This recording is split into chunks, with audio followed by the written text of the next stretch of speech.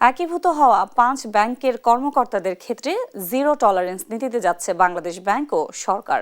তবে অনিয়মের সঙ্গে জড়িত নন, তাদের চাকরি সুরক্ষিত থাকবে।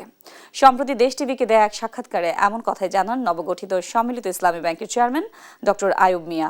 বলেন, বিগত সময়ে লুটপাটের সঙ্গে জড়িত কোনো কর্মকর্তা ফিরতে পারবেন না নতুন ব্যাংকে, বরং তাদের বিরুদ্ধে নেওয়া হচ্ছে আইনি ব্যবস্থা। বিস্তারিত প্রতিবেদনে।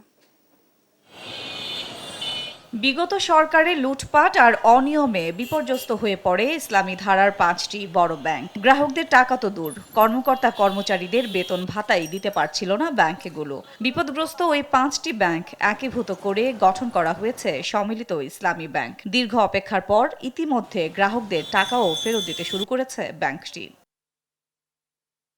তবে বিগত সময়ে দুর্নীতিগ্রস্ত কর্মকর্তাদের নিয়ে কঠোর অবস্থানে ব্যাংকটি। অনিয়ম বা লুটপাটের সঙ্গে জড়িত একজন কর্মকর্তাও ফিরতে পারবেন না সম্মিলিত ইসলামী ব্যাংকে। দেশ টিভিকে দেয়া বিশেষ সাক্ষাৎকারে এমন কথাই জানিয়েছেন ব্যাংকটির চেয়ারম্যান। যারা অনিয়মের সাথে জড়িত ছিল সেটা দেখার বিষয় আছে। আমরা এটাকে 100% অনেস্ট লোক দিয়ে, এফিশিয়েন্ট লোক দিয়ে আমরা সাজাতে চাই।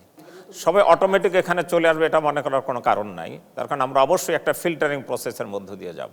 তিনি জানান, যাদের বিরুদ্ধে কোনো মামলা বা বিভাগীয় অভিযোগ নেই তারাই স্বয়ংক্রিয়ভাবে নতুন সম্মিলিত ইসলামী ব্যাংকের কর্মী হিসেবে গণ্য হবেন। ঢালাওভাবে সবাইকে নবগঠিত ব্যাংকে নিয়োগের সুযোগ নেই। পুরোনো কর্মীদের মধ্যে যারা সততা, দক্ষতার সাথে কাজ করছেন অবশ্যই তাদেরকে আমরা রাখবো, কোনো সন্দেহ নাই। যদি কেউ কারোর বিরুদ্ধে কোনো অনিয়মের অভিযোগ থাকে সেটা আইন অনুযায়ী সুবিচার করা হবে। বিগত সময়ের লুটপাটের সঙ্গে জড়িতদের বিরুদ্ধে আইনি ব্যবস্থা গ্রহণ করা হচ্ছে বলেও জানান তিনি।